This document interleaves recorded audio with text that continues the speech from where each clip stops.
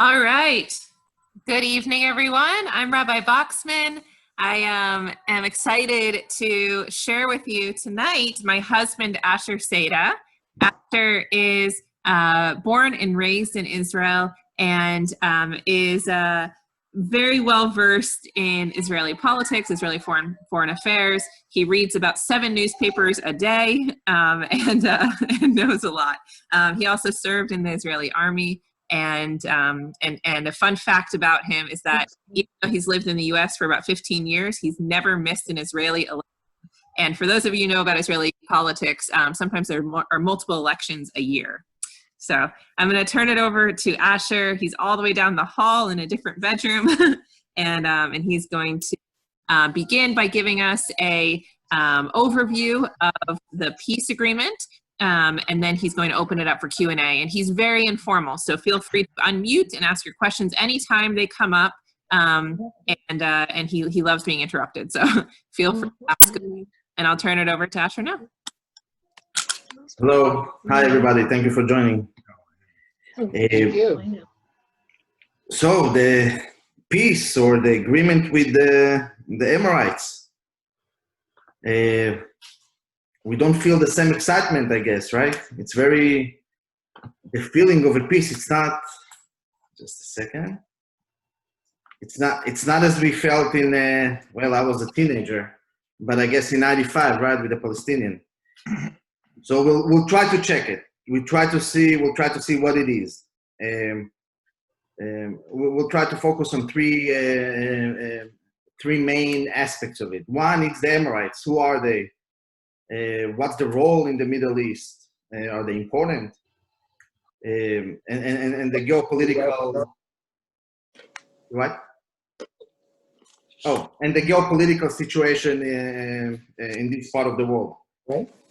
We'll try also to talk about the leaders and the leaders and the people in Israel. What's their stand? And who are the leaders behind it, Netanyahu and Trump? And of course, we cannot without referring and talking about the Palestinian side of it. What does it mean for the relationship between Israel and the Palestinian? Where and if it's going somewhere, and how it's affecting them. I see people still joining.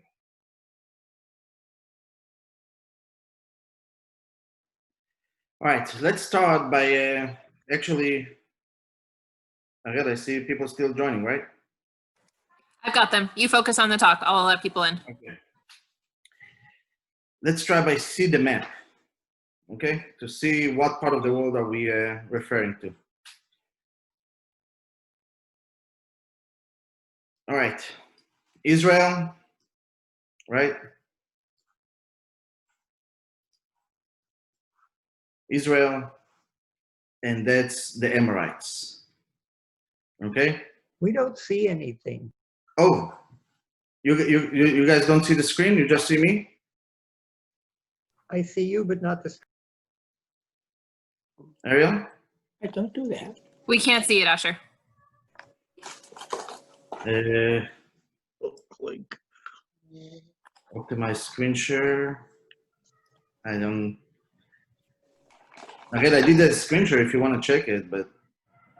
The screen share is black, except it shows a white line that says directions.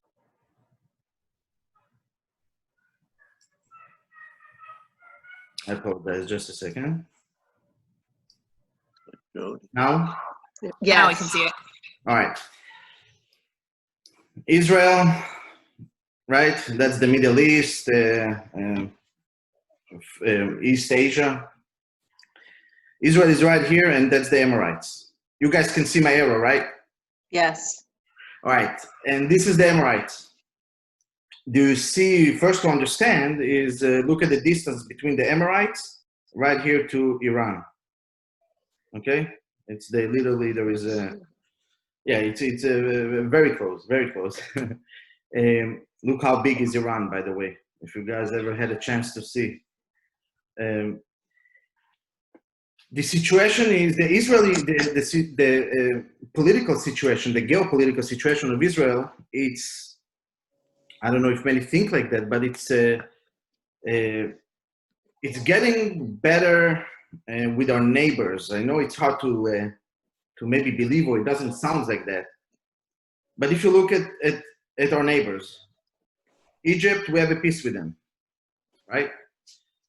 We have a relationship with Eritrea, Ethiopia, South Sudan. Sudan, we're going to talk about Sudan soon. Of course, we're going to talk about Saudi Arabia. We have a peace with Jordan. Syria, it's a little bit of a complex, as you guys know. And Turkey, it's a key point to understand a lot of what's going on in this part of the world. Now, the peace with the agreement with the Emirates.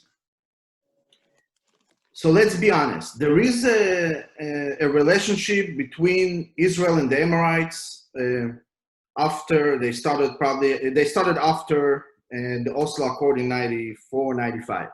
Okay, many Israeli leaders and businessmen were visited the Emirates.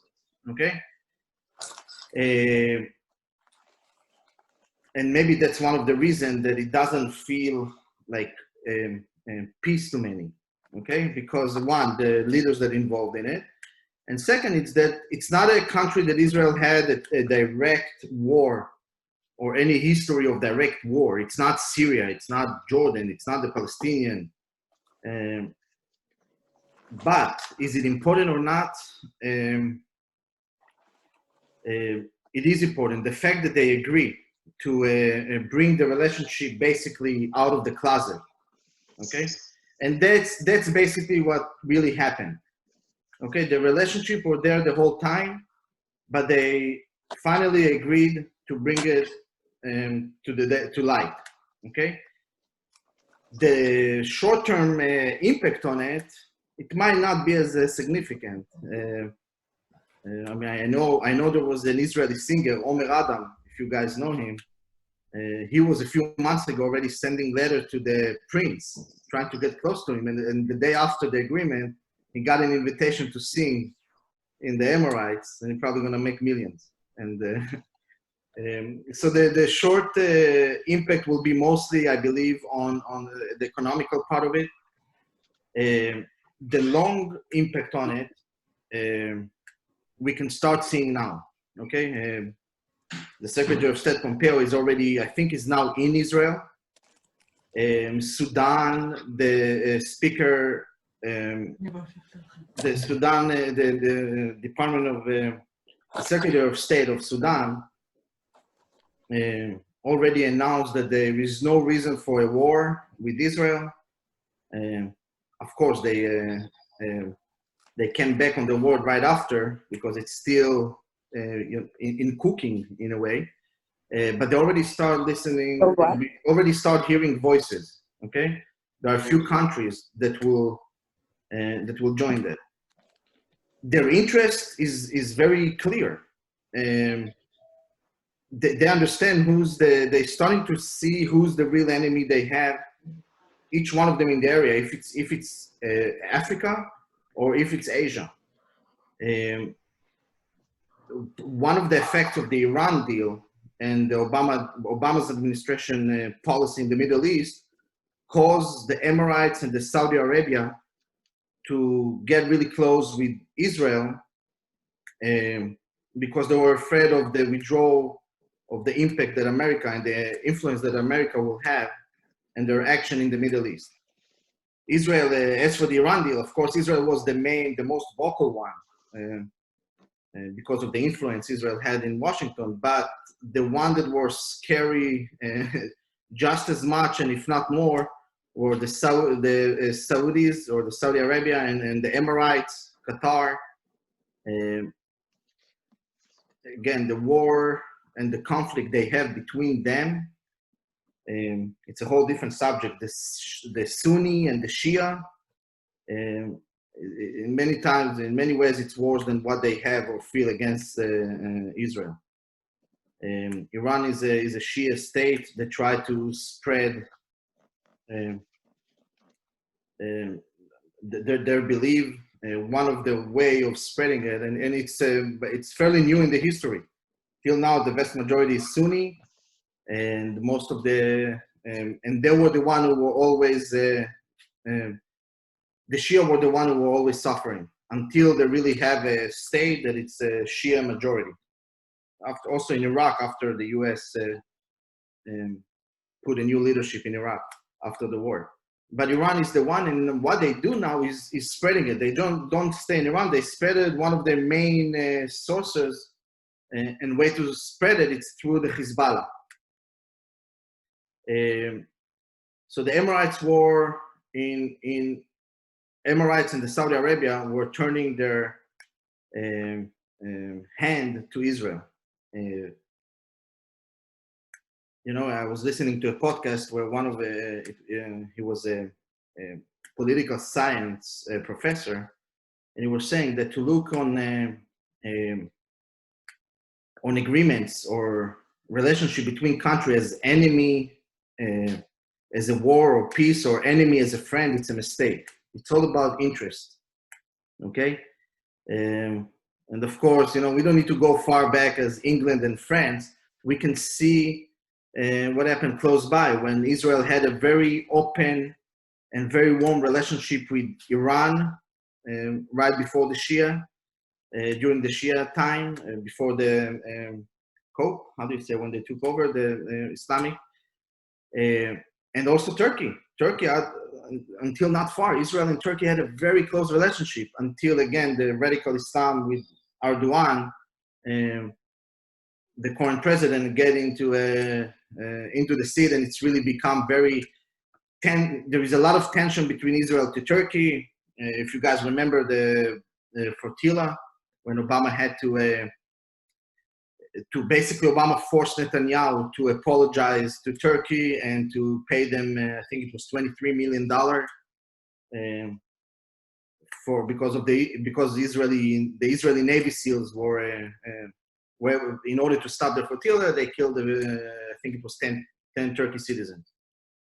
The relationship with Turkey is left, it's stayed currently because of interest. It's gas that Israel was able to buy and to get, that Israel found. And also Israel in the past, I would say 8 to 10 years, created a very close relationship with Greece, Cyprus, and Italy, right? And the close relationship they currently have with Egypt, in order to control this part of the ocean, which put Turkey in a very bad position. Just recently, Turkey went to Libya and created a kind of an agreement between Turkey and Libya about the gas in this part of the world. Turkey has a big role on how the future of this area will look like. Of course, it's hard to think about Israel as any type of a superpower. But in this part of the world, if you look currently, countries are coming to Israel for help, stability, and we have more common enemies, which mostly, again, Iran. There are more interest to more shared interest than conflicts, and the Saudis already looking at it. The only aspect that's keep holding them back, it's of course the issue with the Palestinians. And then we go into what the Emirates and what happened and why they agreed to suddenly bring the agreement to light. Did they got something? How they were able to betray the Palestinian in the Palestinian wars? And that will move us to the Palestinian issue. Netanyahu, and it's big, okay? It's much bigger than some may think, okay? Netanyahu agreed to drop, okay, with a lot of pressure from Kushner, Jared Kushner, to drop the annexation that they were planning, the West Bank annexation, okay? He agreed to drop it. That's big, okay? That's huge. That's actually a step that will take this two-step solution one step forward. Almost everybody agreed that opportunity like that for Israel to annex the West Bank while Trump or this kind of administration in place probably will not happen again. Okay, there won't be any more friendly or agreeable administration that will agree to allow Israel to annex the West Bank. So it's a big step for Netanyahu to agree to it, and basically direct and indirect, he agreed to the two-state solution. So some were saying that even maybe the announcement of the annexation was just created to be able to give something to the Emirates. But that's already a conspiracy, and there is no proof for that. So the Emirates got that, and that's where the main thing that they brought with them for the Palestinians. Hey, we were able to stop the annexation, the two-piece solution, the two-state solution is still alive. Another thing that it's now coming up in the past 2 days is that Israel agreed to, and it sounds ridiculous, but it sounds weird, but Israel agreed to allow the US to sell F-35 airplanes to the Emirates. And the story with that, it's very simple. There is an agreement between US and Israel, and I think it started, I think, during Clinton, that whatever weapon, that US will make sure that Israel always have superiority over her neighbors. I hope I said the word correctly. Over the neighbors. Mm-hmm. So any airplane, if we have F-35, they probably shouldn't have, because then it will balance us, right? And Israel have a say. And a few years ago, also, there is a law in the Congress that was AIPAC and others working on this law that actually will, it's illegal to sell any, it's very complicated, the law, but basically any army equipment that will not allow to maintain the Israel superiority in this part of the world, okay? When they came up with this finding, a reporter in Israel, that part of the deal with the Emirates was that Israel agreed to let the Americans sell the F-35 to, F-35, by the way, it's one of the most advanced, or the most advanced airplane today, to the Emirates. It's created a big conflict in Israel, okay? And then all the reasoning of why and why now, why Netanyahu did it now, why Trump did it now.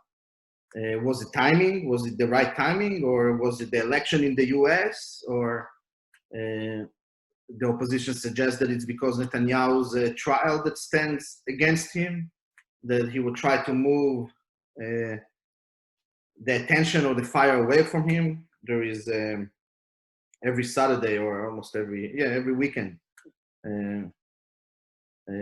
protest outside his home, and again, some suggested that that was another way to shift it. Those are assumptions. Okay, we don't know that. What we do, as for the F-35, Netanyahu denied it. Trump said that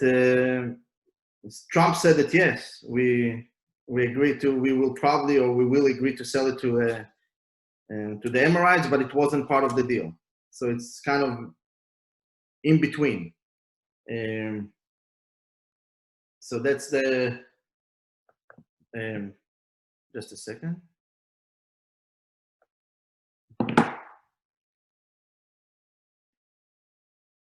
Sorry, we put the map too long. So yeah, some of them were Trump and Netanyahu denied it. I'm sorry, I'm repeating myself. I moved out of the map. denied it. But again, it's not clear. So the whole subject is still, and I'm sure the media, especially in Israel, will talk a lot about it. That's basically what Israel gave to the Emirates. And of course, the people who were against it in Israel, the people who were against it is the right wing and the Arab Party. So the left in Israel were blessing, but with a lot of questions. Of course, you cannot be against. Look, it's a peace treatment. It's better than not to have. It's good that people, it's good to have it. But why now? Why they did it? What we give in return? And why the Palestinian issue is not part of it? Okay. Why it's not directly part of it, we'll talk when we get to Netanyahu. But the left in Israel agreed to it in a way, with a lot of questions. The right wing was very much against it because the annexation is off the table, and a chance like that will not come back. Okay. Netanyahu was not afraid to do it. It might be because now he having his coalition, Benny Gantz, and his coalition is not based on the right-wing party, right? Because if something like that would happen, and he will try to do a peace, the right wing will break the government, and we're going to go to an election, and the timing allowed him to do it. So maybe the unity government helped here to give him a backup, to give him the back that he needs in order to pass the treatment. The Arab party in Israel were against it as well, with the right wing. Because again, why not the Palestinian? Iran was extremely against it. Hamas was extremely against it. Turkey was extremely against it. So they call it a betrayed. They want to boycott Emirates, which they can't. Emirates is one of the most richest country and supporting many of them.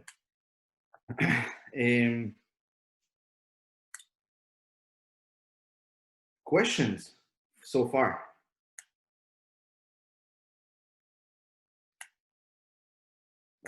All right. As for Netanyahu, one of the and his role in that,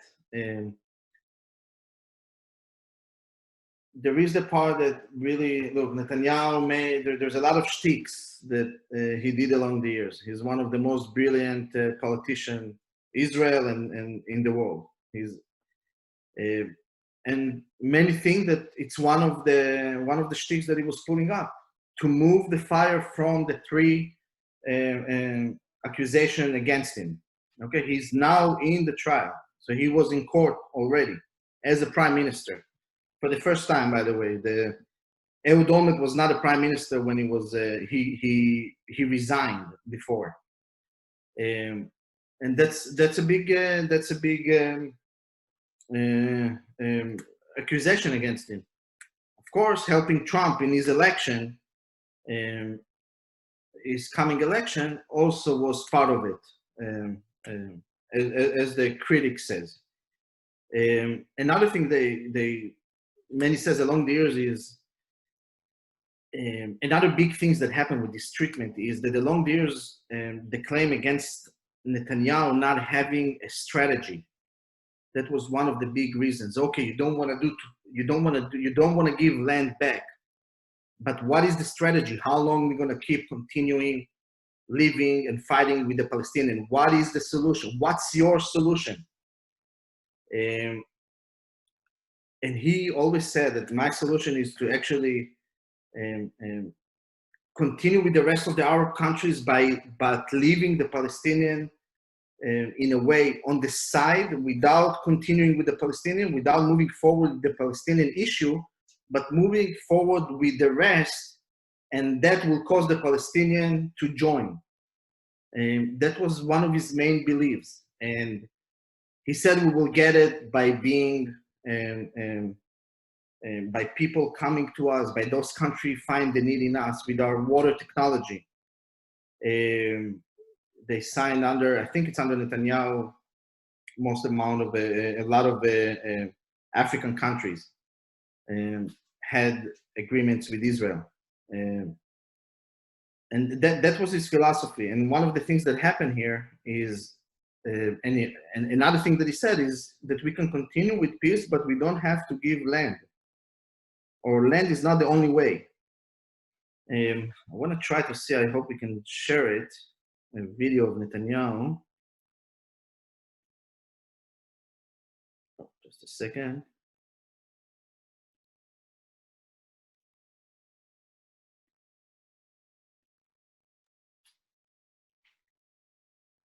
You guys don't see it, right?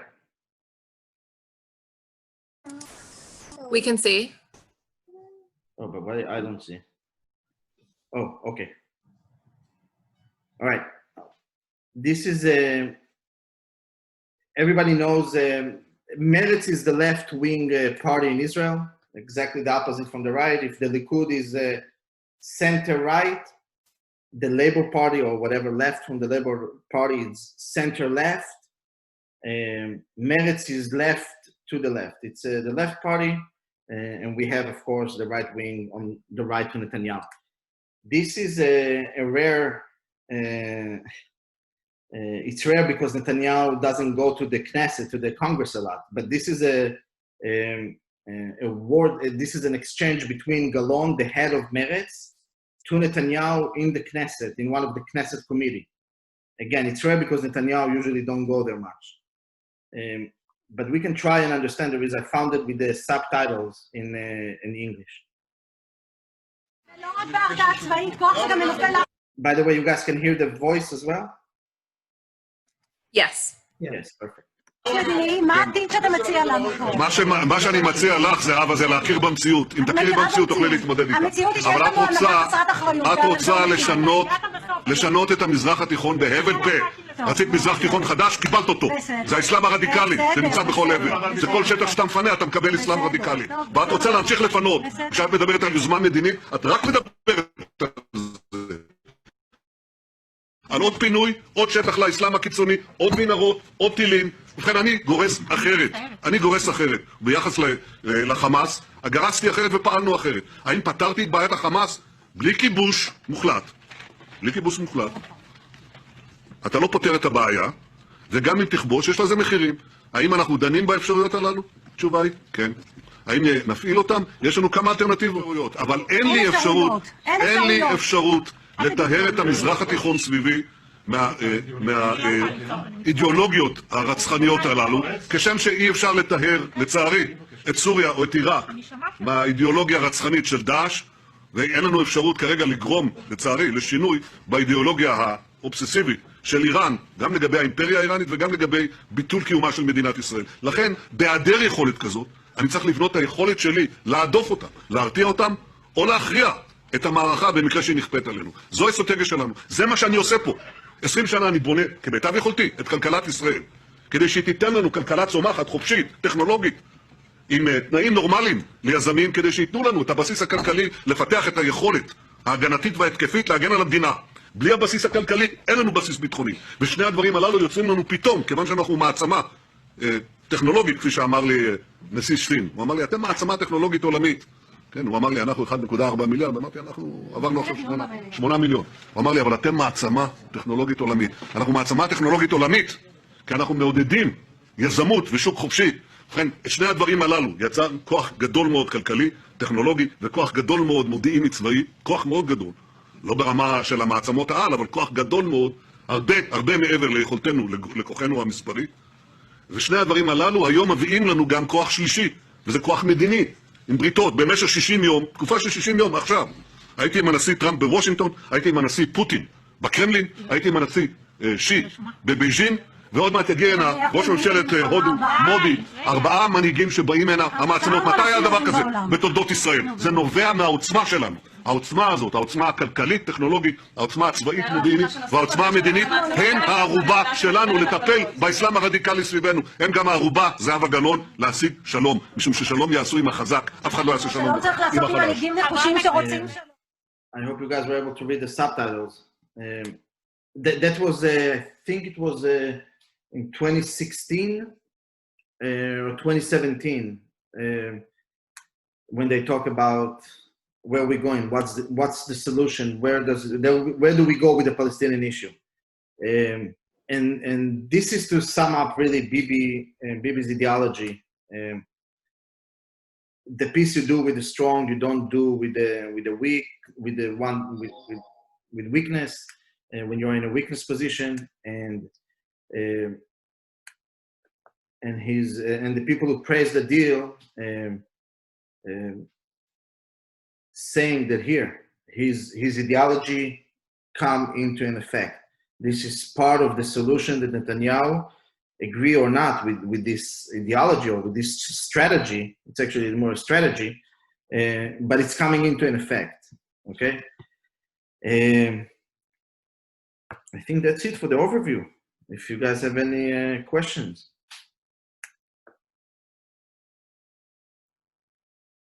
Yes.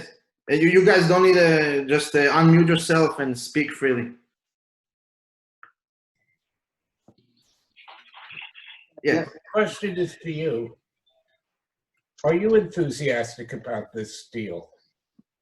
I'm sorry, what?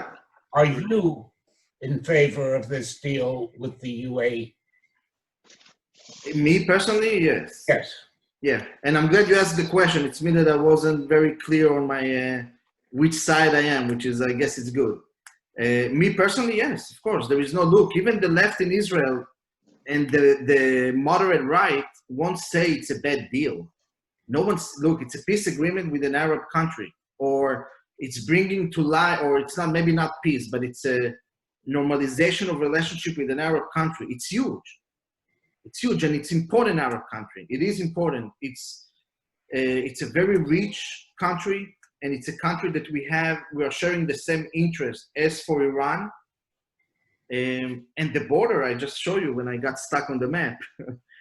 But the border between Iran and the Emirates is extremely close. I mean, in case any future attack will need to be in Iran, I mean, you guys can take it from here.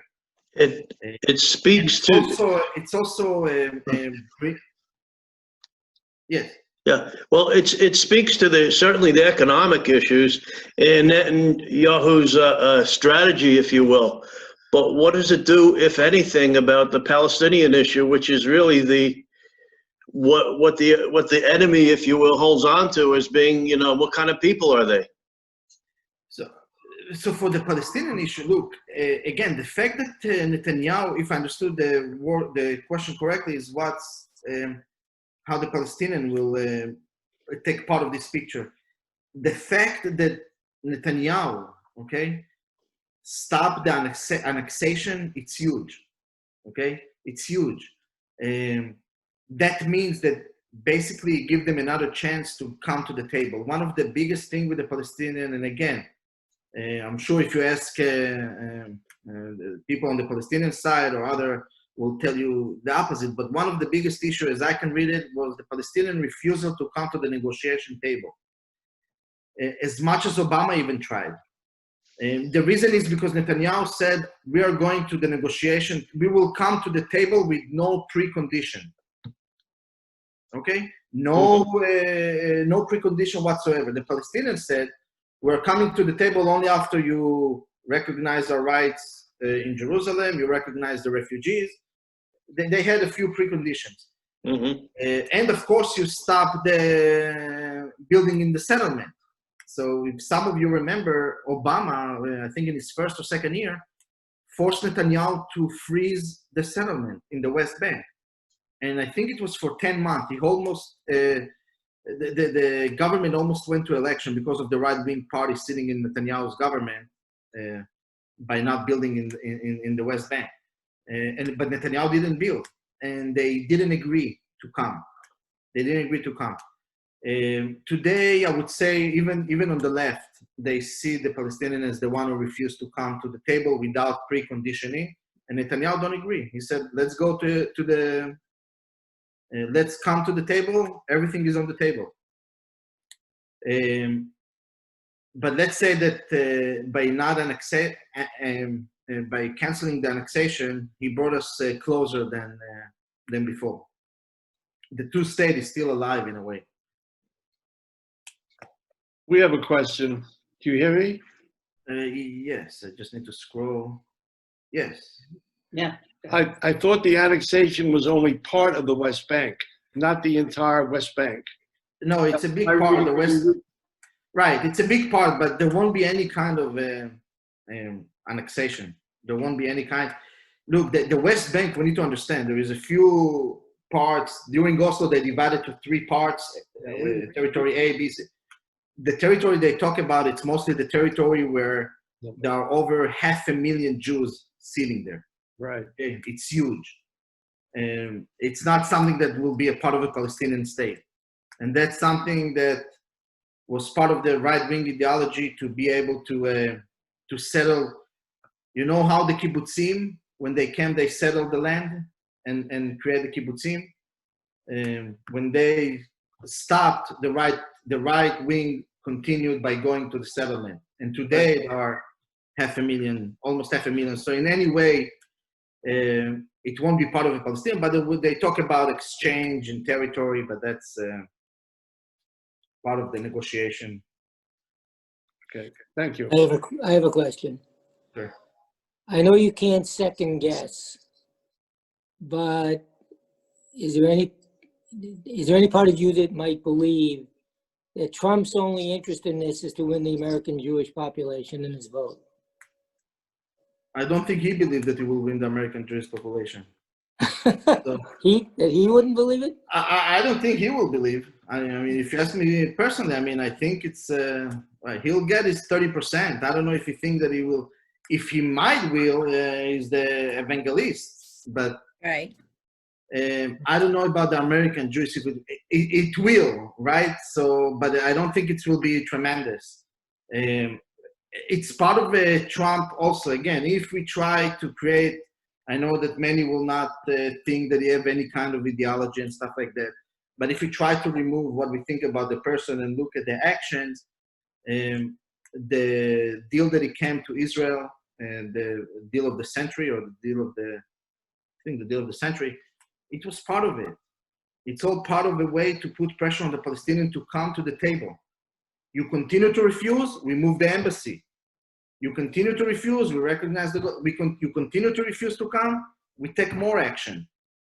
Right? You continue to refuse, we'll annex the West Bank. You want to continue refusing? So it's a different type of diplomacy. Many will agree, many will not.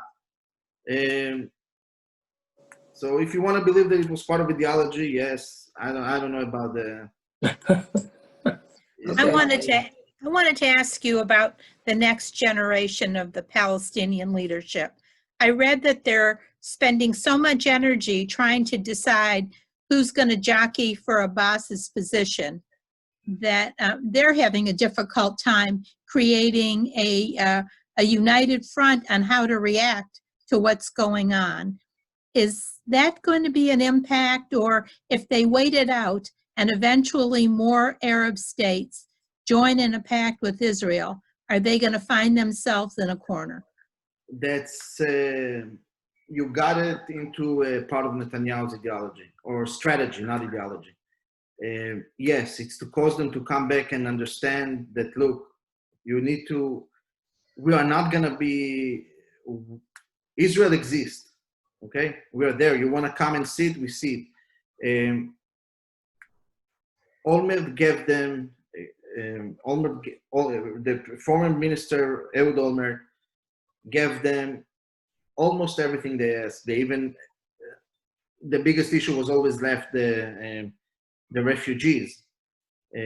But territory-wise, they got East Jerusalem. Also, Ehud Barak, when he was prime minister, agreed and gave them. To give them East Jerusalem.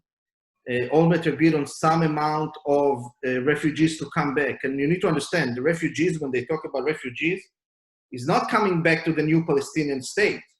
Is refugees to come back into Israel, into Haifa and Haifa and Jaffa, Galil, into Israel, to what they claim was their home before. So that's when we talk about refugees, but they got it all and they still refuse. Okay, Clinton wrote about it in his book on basically the only thing Arafat needed to do was to say, I have no conflict anymore with Israel. Because Barak gave him, I think, was 97 or 96% of what he wanted.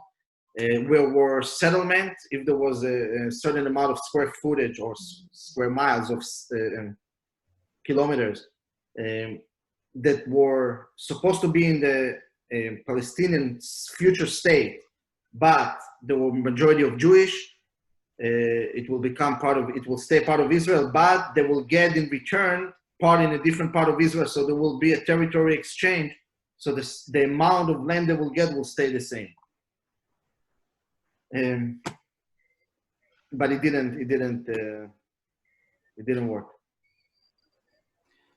Many reasons. Look, it's many reasons. Many people do studies and research.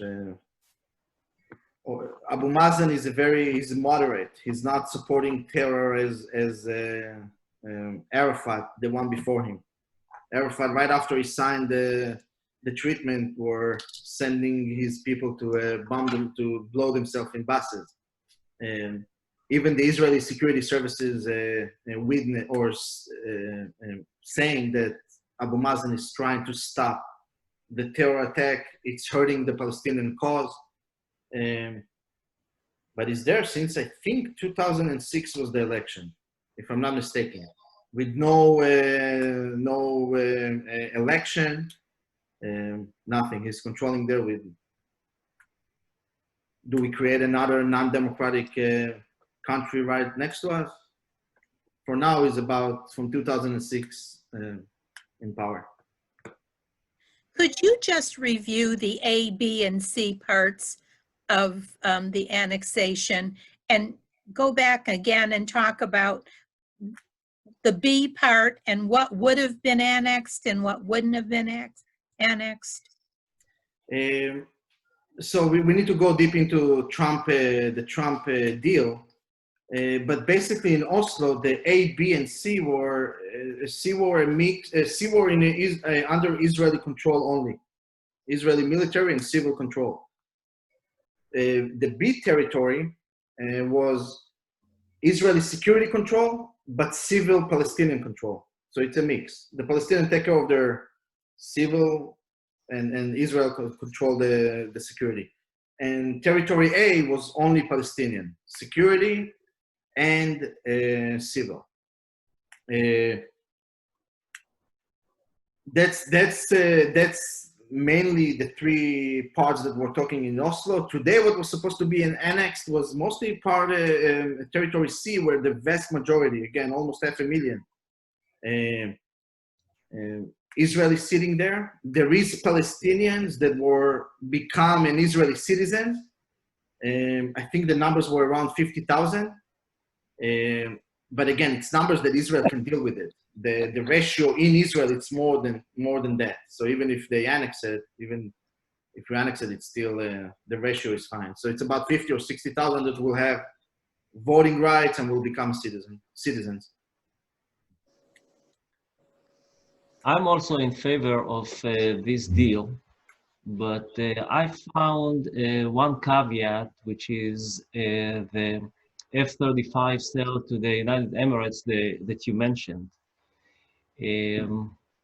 My perspective here is more globally of the entire Middle East, because this will give a legitimacy to the to Iran now to buy advanced weapon from Russia and from China, and nobody can say no to them because they almost border with the United Emirates, and if they have, it's not directly a threat against Israel. from the United Emirates, but that now Iran will be able to purchase this advanced weapon, which they couldn't justify until today. And this will start or escalate the race of this advanced weapon in the Middle East. What's your thought on that?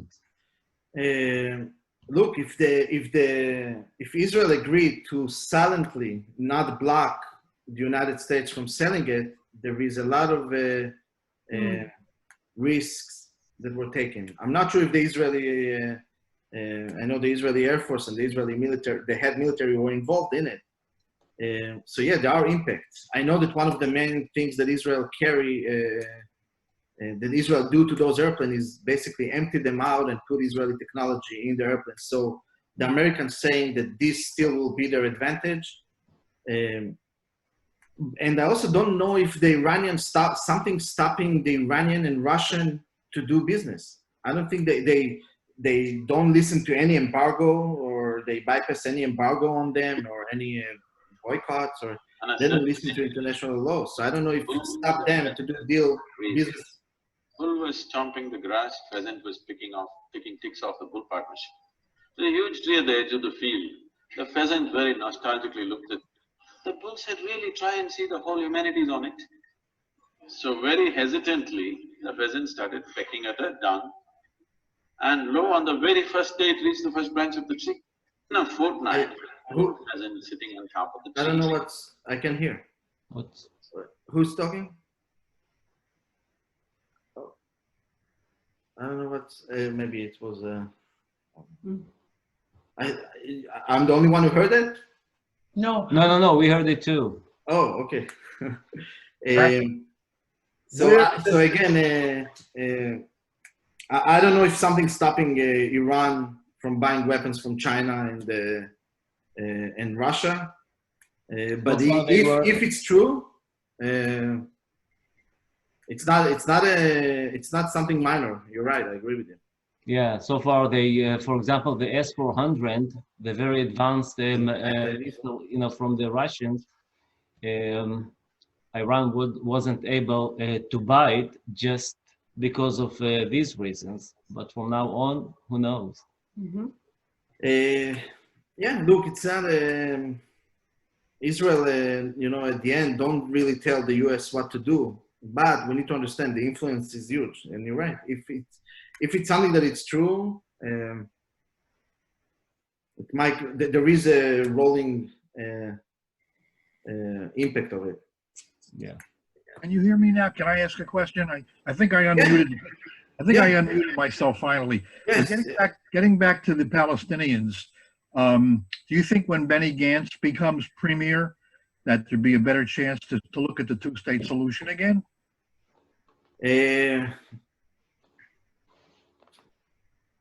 First, the chances that Bibi will let him be prime minister are close to nothing. They're very I thought low. that was an agreement. I thought that was agreed. There weren't many agreements that Netanyahu was holding in his years in office.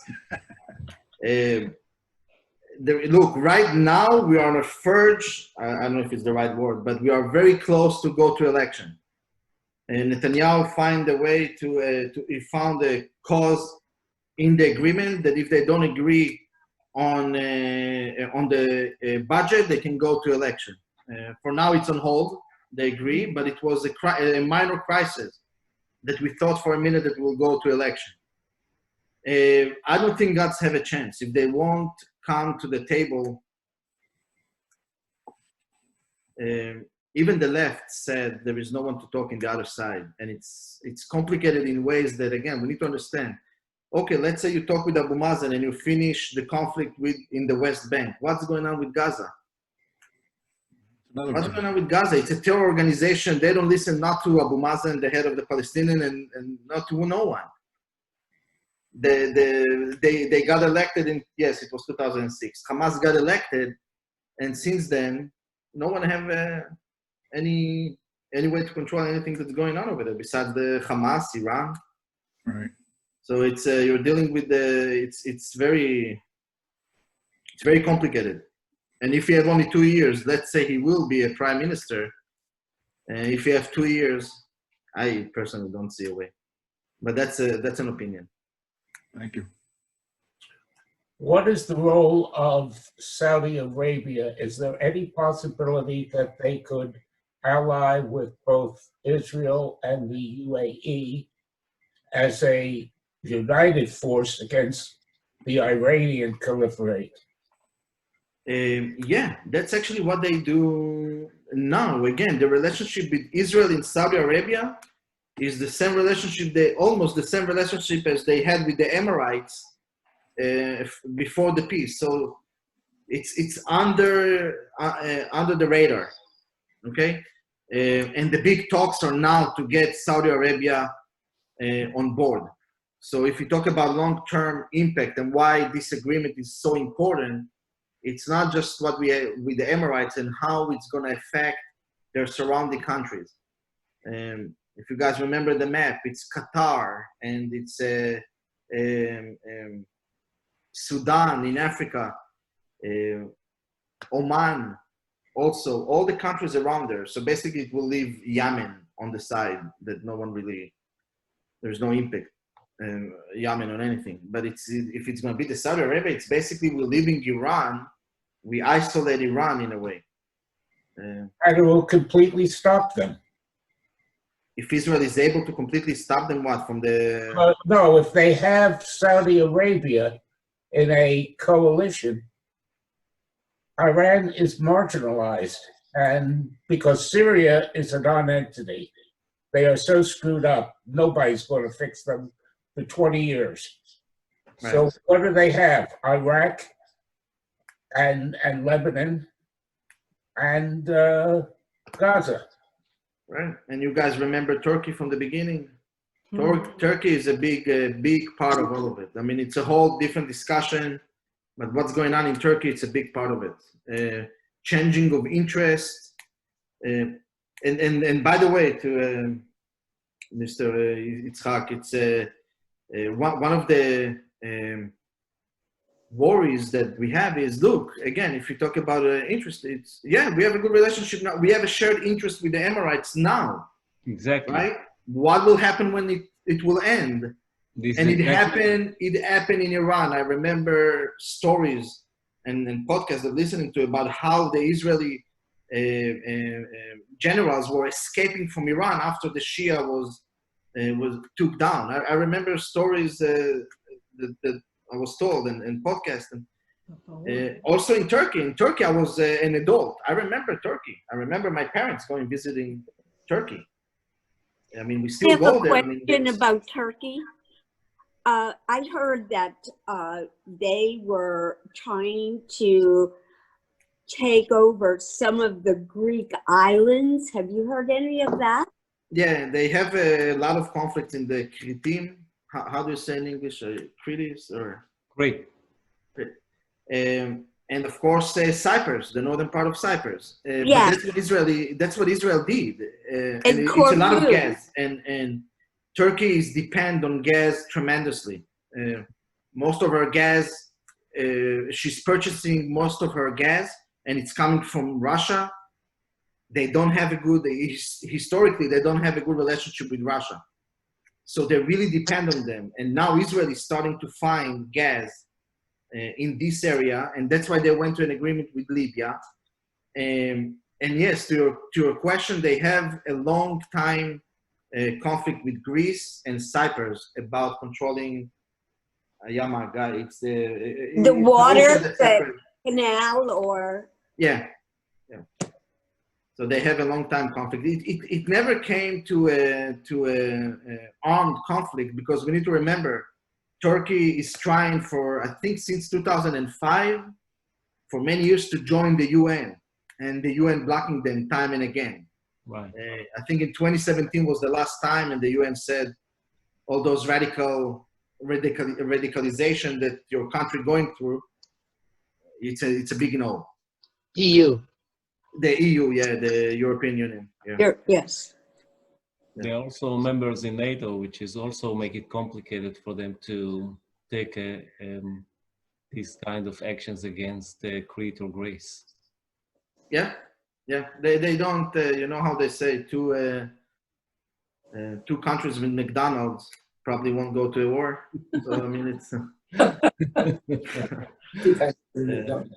There are many, and of course, US is involved. No one will let it escalate like that. Look, what's happened with Israel and Turkey was easily could escalate to a war. It was a flotilla that was leaving Turkey with Turkish citizen, and it's a boat or a ship that was owned or registered by Turkey. Literally, the Israeli army took over, and during the fight, 10 died. It's a big. It's not a. It was a big issue for many years. They sent their ambassador, no relationship, no flights. Until Obama took both of them and said, and he was, I remember the story they were saying that he was sitting in Netanyahu's office and told him, now, you're going to call now. I think it was in his office. But he told him, you're going to call now. And it helped, it released the tension a little bit, but it still stayed. But Turkey have so many, Turkey don't want to go on the bad side of Israel now. It's not the time for her. Again, it's not that Israel is a superpower now, but in this part of the world, the technology, the cyber, the intelligent capabilities, and the water technology, it's making Israel a very, yeah, it's a friend you want to have next to you, right? The future is cybersecurity. It's maybe not tanks, and Israel is one of the leaders. Right. Look, I don't know if you guys heard the recent... Two questions. Yeah, go ahead.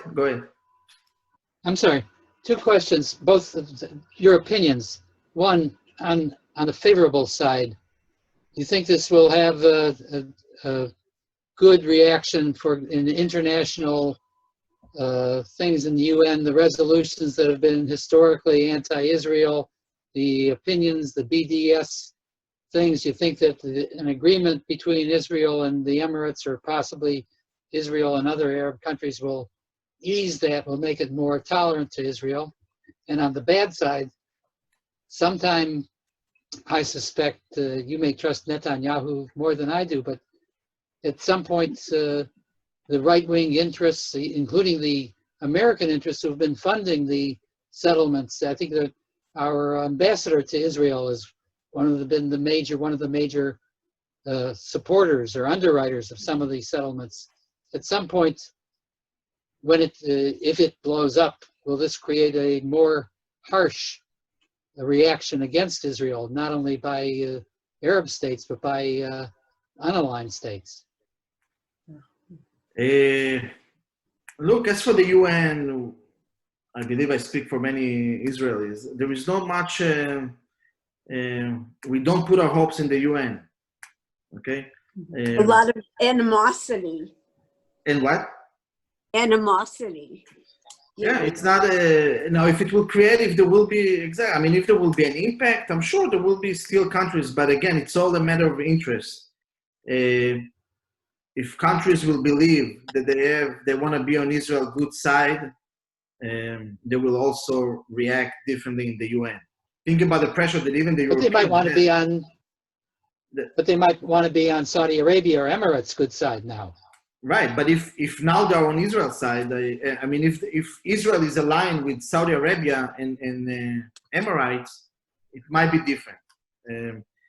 Israel is not isolated as it's used to, even though we might, I don't know if some still think that, but they have more relationship with more countries than ever before. That's so. Especially in Africa and countries who need us. But again, we need to remember, it's not because they love us. It's not because they become Zionists or find Judaism, right? Right. It's because they have a shared interest, and it can change. It can change. Look, England and France had a long time war, right? Now, who can even think about war with England and France, right? But interests were changing. That's why I was referring to the, again, another podcast. I'm listening a lot to podcasts when I drive to Texas. But, and he was saying, yeah, to come and look at countries' relationship as a friend or an enemy, it's wrong. Peace or war, it's wrong. At a certain point, there is an interest, or it's good for me to go to a war, and another time it's good for me to go to have a peace. The peace with Egypt, it's a cold peace, but it's holding over 30 years, because basically, if not Israel, they might collapse. Okay, their economy is really bad. They have problems in Sinai, but anyway, they have an interest to stay in a relationship with Israel. And who knows what will happen with the Emirates? That's why, again, with the F-35, if things will change, if it's true, what will happen?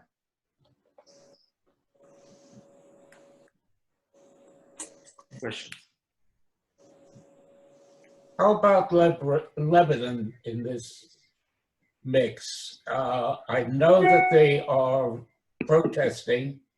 Could they ever throw Hezbollah out of there? No, it's look, what's happened in Lebanon, it's a sad story.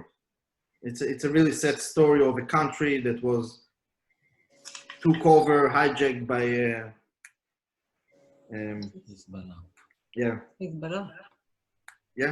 and Iran and Syria and Russia. It's like they're not really a factor even.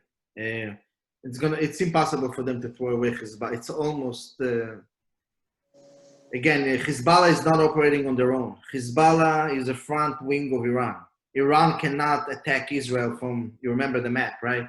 Iran cannot attack Israel like that. They have Hezbollah, they're funding them and operating them, and they don't even hide it as much. You know, it's not even, you know, they have Iranian generals walking around Lebanon. It's a sad story. It's a sad story. Are sanctions against Iran having any effect on their ability to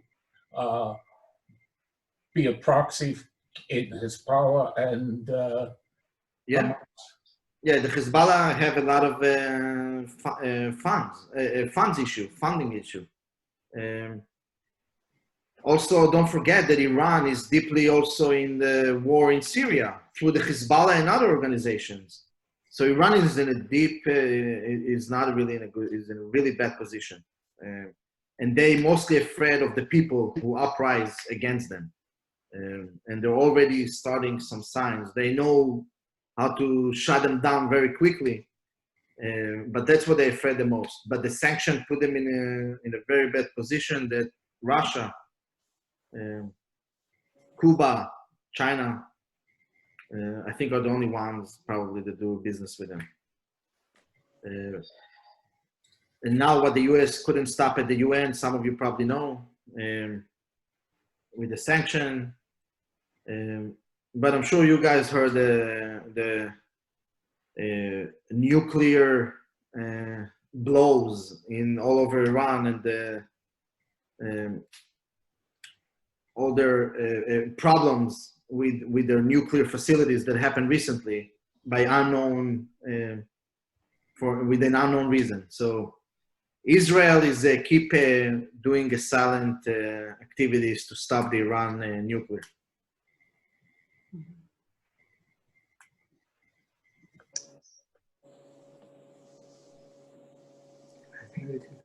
Everybody's worn out.